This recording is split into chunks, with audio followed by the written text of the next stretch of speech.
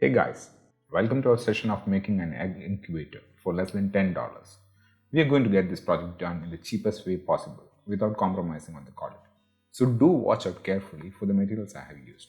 Stick on till the end as I'm going to show you what candling is and how to candle an egg for knowing the growth of embryo.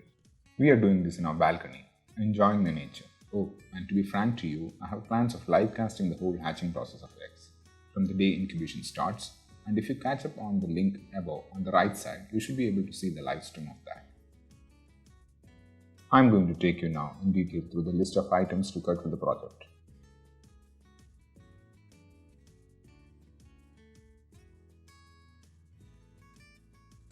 The first item is a cardboard box. Hey, come on, now any household should be having a cardboard box of some size. If you don't have one, then time to be innovative. Find out some big plastic bottle or maybe some container or anything which can help in keeping a regulated temperature inside. The second one is a heat source.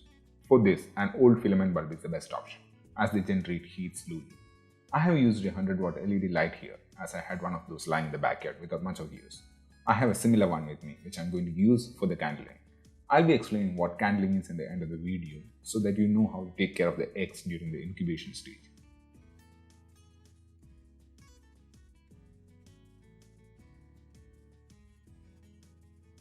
The heat regulator is a small circuit with a heat sensor and a relay, which cuts on or off the electrical circuit depending on the temperature. You can pick them on in online stores for as cheap as $4. This is the costliest part of the whole experiment. I am sharing link of all these down below in the description. Insulation, which you see here, is mandatory if you're living in a cold place. In my case, I was planning on putting up this incubator outside in the balcony and live stream it, where I wanted my viewers to also enjoy the nature around. It helps in retaining the temperature inside the incubator and the loss of excess heat. Just be careful not to make it an airtight container as circulation of air inside is very important for the whole hatching process.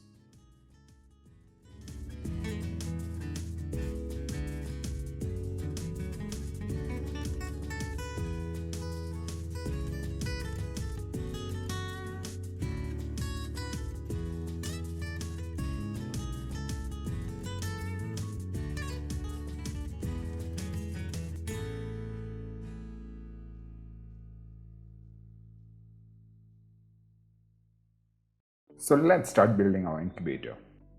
Here you can see that I have taken a plain cardboard box and just cut a circle on top of it for ventilation and lighting or for heat source.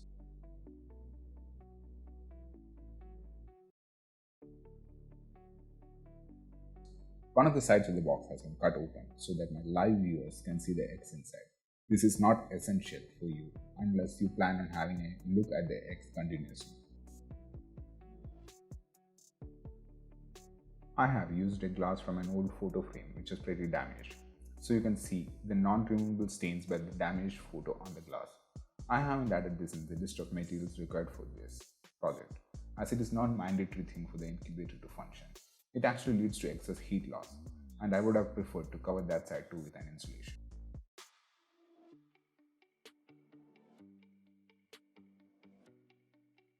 I am using a glue gun to stick the glass to the box. Alternatively, you can use any glue which is available with you if it does the job of holding both together.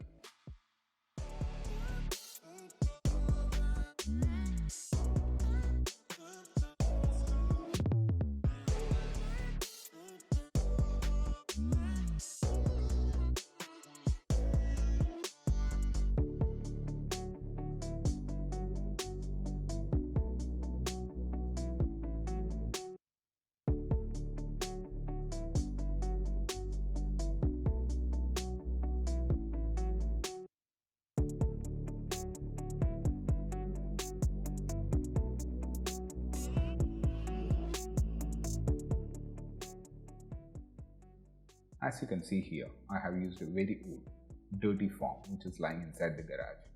You can go ahead with styrofoam or thermocol which is very easily available.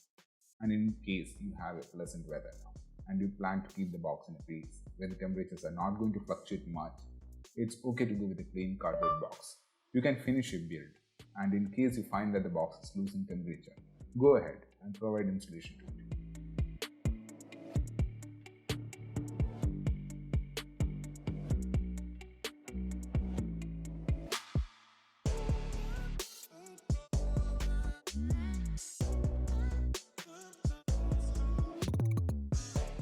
I've taken a piece of old woolen dress here for the bottom portion to retain the temperature as I was out of form.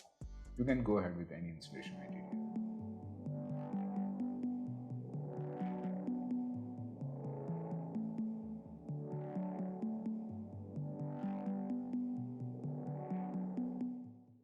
And as I told earlier, I have an opening cut out on the top for light and ventilation. I had these photo frame boards and frames also, which I wanted to put to use. So I'm going to fix the lights and everything on top of it for making a lid which can be easily removed for providing an opening to rotate the eggs inside during incubation.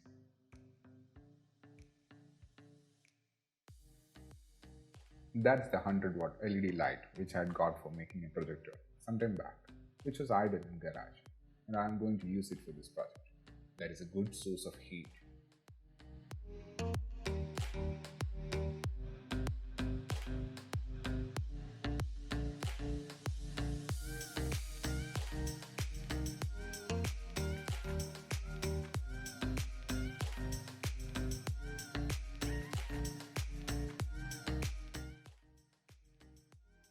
Alternatively, you can use an incandescent bulb or a filament bulb as they are very commonly referred to as. The small device in my hand is the thermostat, the most important part of our project, and the one which is going to give us a break from continuous monitoring of temperature. The wire you see in my hand with the metallic sensor on one part is a thermal sensor, and the other part has a pin which connects directly to the board.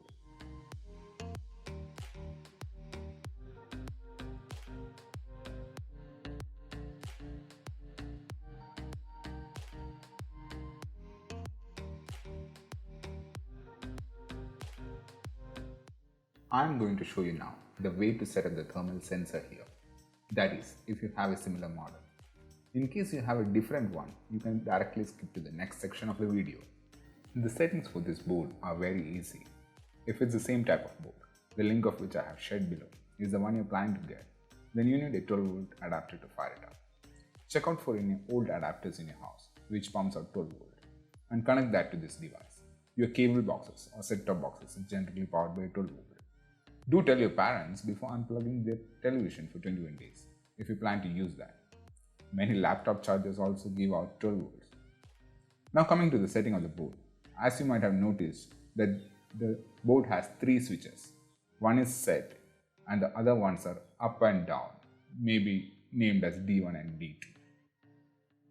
So to set the correct settings for our incubator, short press on the set button once and increase the temperature to 37.5 using the up and down button.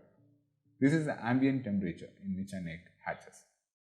Now we are going to set the cut-in and cut-off values, for which long press the set button again and it will show P0.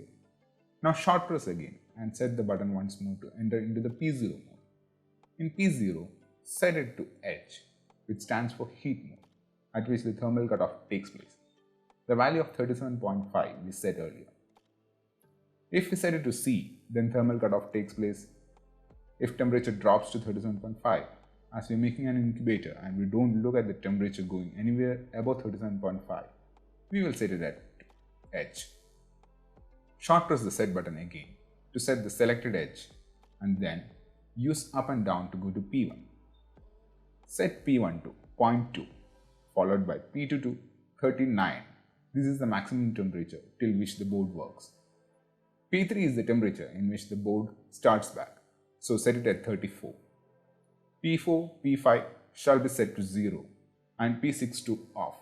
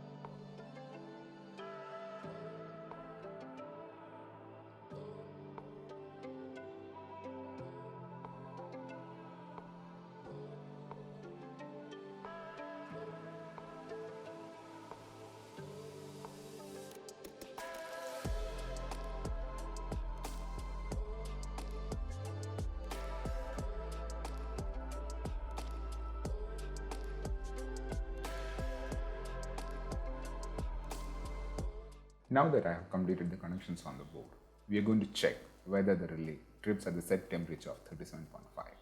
For this, I am going to hold the sensor for a few seconds in front of the heat source till the temperature increases.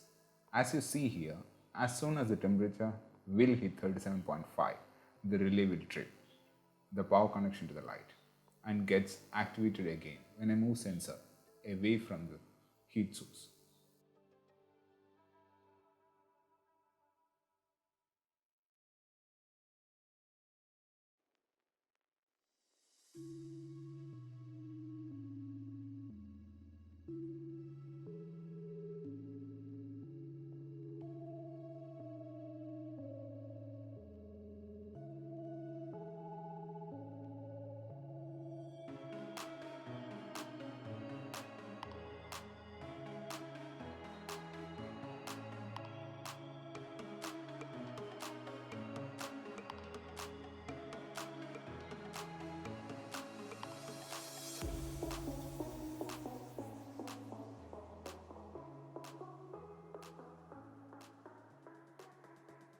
As this incubator was made at the cheapest cost in between lockdown, I haven't included a turning mechanism.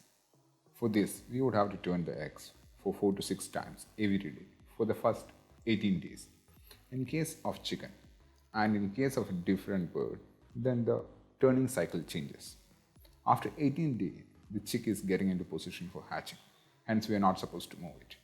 To ensure all eggs kept in the incubator are turned regularly, I am marking them with a pencil, a cross on one side and a dash on the other.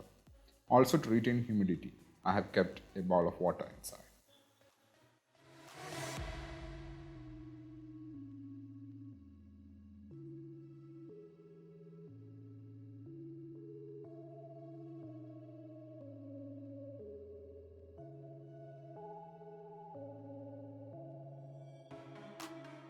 So, candling is the process of simply holding the egg in front of light to know the development of eggs. This is an important process as we don't want non-developed eggs to be present in the lot and go rotten. So the moment you guys have been all waiting for, want to know whether our incubator was a success? The footage I'm going to show now is from the 5th day of incubation.